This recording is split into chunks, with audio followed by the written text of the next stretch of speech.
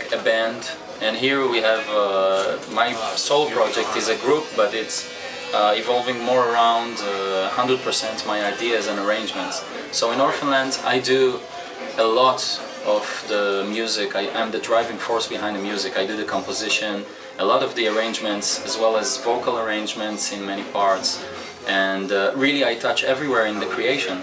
But at the end of the day, no matter how much I do, you know, as much as it's by far the highest percentage, it's coming to a band that everyone has its opinion, you know.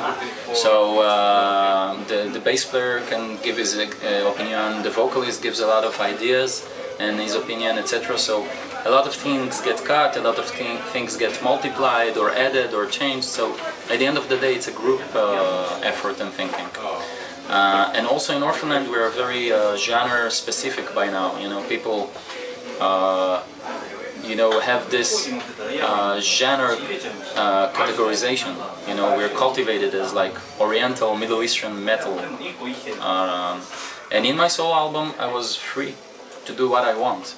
And I did 100% of everything, you know, even in the mixes, in the sound, etc.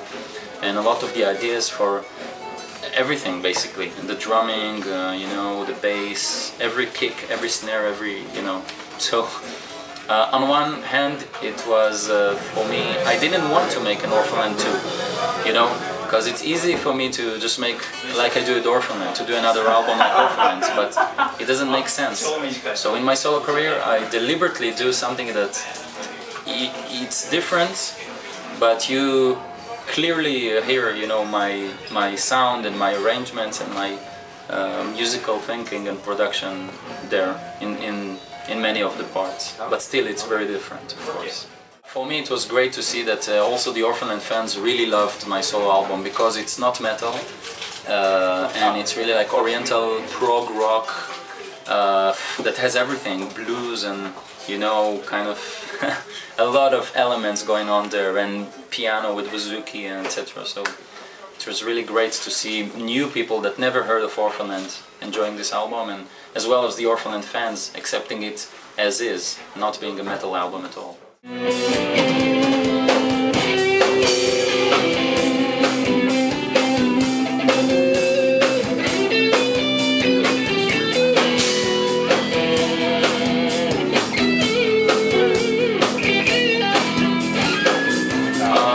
I think all in all it was something like around 8 months, but most of the work was pre-production, just me and myself alone together at my home, and doing the different pre-production and arrangements.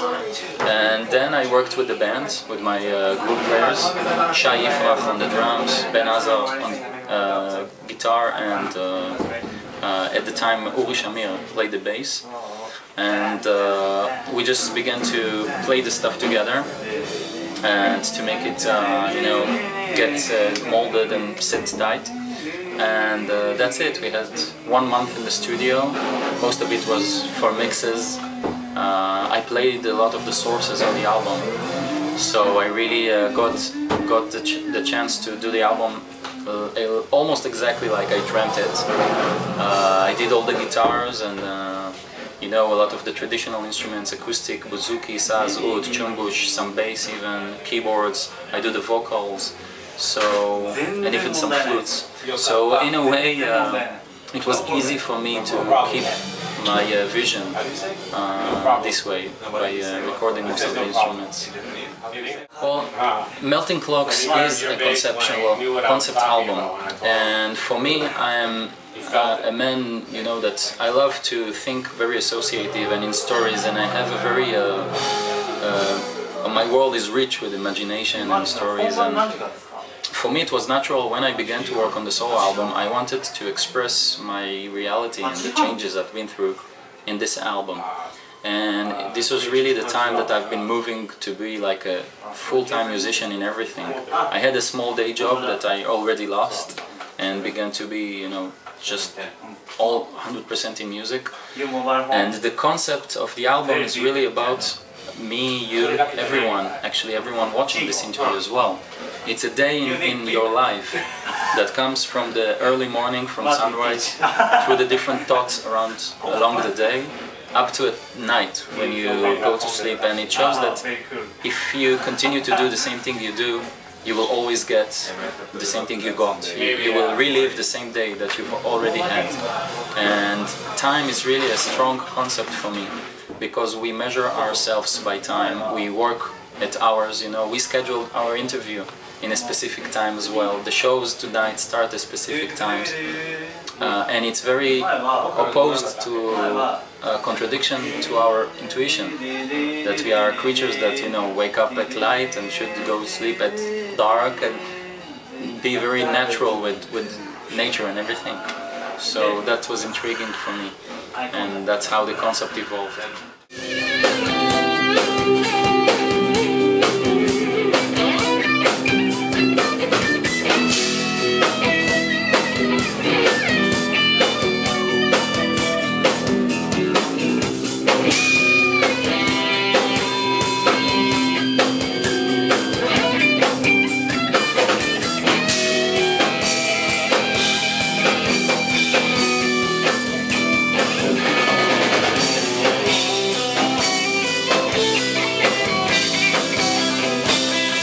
After you came back from work and you had a long day and you watch the last rays of sunlight as the evening comes by, so you're just relaxing and breathing everything in and preparing yourself to end another day, and it's just before the final thoughts, you know, about before you go to bed, and the next thing after that is really, you know, about the thoughts that appear when you go to bed. Many of us know it, that when you go at night, before you go to sleep, you have, you know, simple things look so big, and you begin to calculate, what did I do that I should have done different, and what I have to do tomorrow, and everything looks so frustrating and confusing. And I think we're living in a confused and confusing world in a way.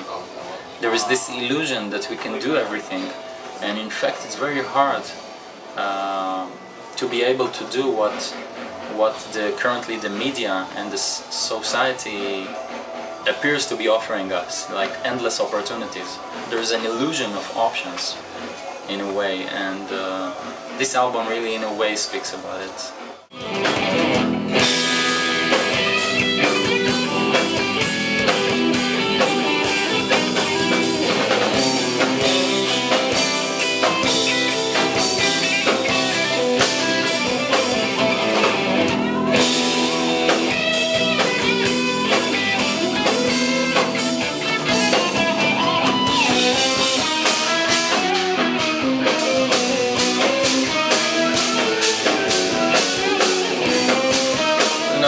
Totally unconscious. I just, you know, I grabbed the guitar, I began to take out melodies and phrases and harmonies, and that's it. I didn't think about anything. So when you listen to Melting Clocks, you really listen to my inner world of influences. So you definitely can hear Joe Satriani there, and a lot of the early prog rock, like you said, all kinds of bands like Rush, etc.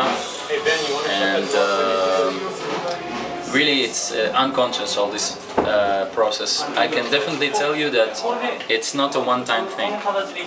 This is not like a guitarist that has a cool band, great successful band for more than like 3 decades now, 22 years, and begins to do something on the side. This is gonna be a very serious project, and I have more planned, another album to come, and now I'm touring Europe with this for 3 weeks now. With Marty and the friends, and definitely you'll be seeing a lot from my solo career.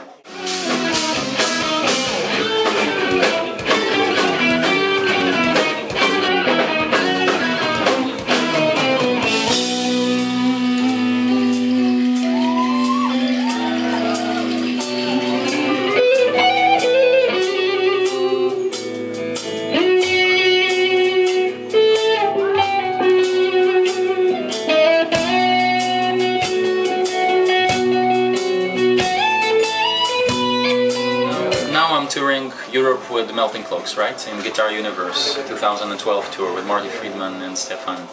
And when I come back to Israel, I'm going to work hard on the Orphanland album, the next Orphanland album, to be released next year, hopefully. which I've already been composing quite a lot of it, so it's quite in a good phase. And next year, 2013, I plan to record the new Orphanland album and hopefully tour with it with my band. And alongside to that, I'm gonna tour a lot also with Melting Clocks in different parts of the world. We already have offers for shows. Hopefully get Melting Clocks also to the USA on tour as well as Europe and other places, and South America probably. And this is what it's gonna be, you know, the solo project, my solo group along with Orphanland. I'm gonna be doing them both, you know, as long as my friends in Orphanland are, you know, understanding to this, and as long as I'm being thoughtful about that, you know, about my duties to Orphanland, that should be all good. Well, okay. Yeah. But definitely the solo album is not like this one-time thing. Melting Clocks is the debut, the first out of many to come.